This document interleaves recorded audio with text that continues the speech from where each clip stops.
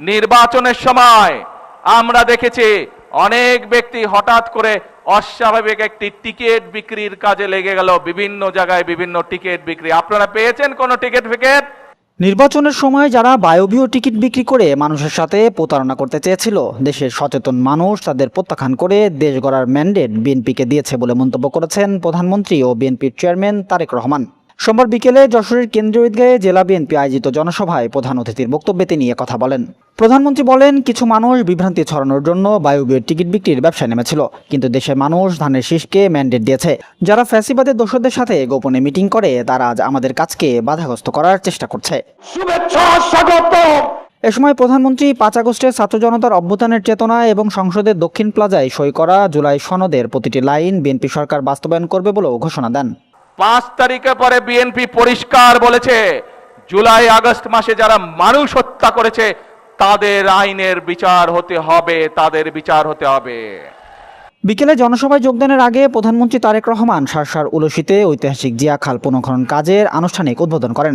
উদ্বোধন শেষে তিনি বলেন, শহীদ রাষ্ট্রপতি জিয়াউর রহমান যে খাল খনন বিপ্লব শুরু করেছিলেন, সেই ধারাবাহিকতায় আমরা আগামী ৫ বছরে সারা বাংলাদেশে ২০,০০০ কিলোমিটার খাল খনন করব।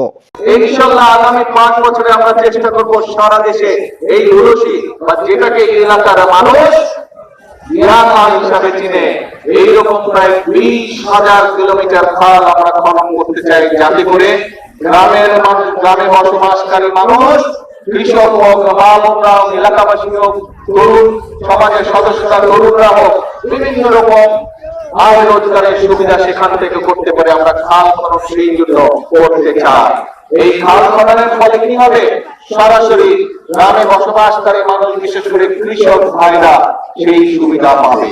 বিগত সরকারের সময় বন্ধ হয়ে যাওয়া কলকারখানাগুলো আগামী কয়েক মাসের মধ্যে চালুর পদক্ষেপ নেওয়া হচ্ছে। এছাড়াও বিদেশে জনশক্তি রপ্তানির বন্ধ দুয়ার খুলতে কাজ করছে সরকার। পৃথিবীর বিভিন্ন দেশে আমাদের যে জনশক্তি রপ্তানি হয়, সেই জনশক্তি যাওয়া কমে গিয়েছে অথবা বন্ধ আছে। আমরা বেশ কয়েকটি দেশের সাথে কথা বলেছি এবং কয়েকটি দেশের সাথে কথা বলে আমরা যেটি সিদ্ধান্ত তাদের কাছ থেকে পেয়েছি, আমরাও সিদ্ধান্ত গ্রহণ করেছি। ইনশাল্লাহ খুব দ্রুত আমরা সেইগুলো দেশে আমাদের মানুষ যাতে সেগুলো দেশে কর্মসংস্থানের ব্যবস্থা করে যেতে পারে, সেই ব্যবস্থা ইনশাল্লাহ দ্রুতই হয়ে যাবে। সেই ব্যবস্থা আমরা, সেই পদক্ষেপ আমরা গ্রহণ করেছি। সফরকালে প্রধানমন্ত্রী যশোর মেডিকেল কলেজ হাসপাতালের ৫০০ শয্যার নতুন ভবনের ভিত্তিপ্রস্তর স্থাপন এবং দক্ষিণ এশিয়ার অন্যতম প্রাচীন পাবলিক লাইব্রেরি পরিদর্শন করেন। শুভেচ্ছা, স্বাগত। সুবর্ণভূমি ডেস্ক, যশোর।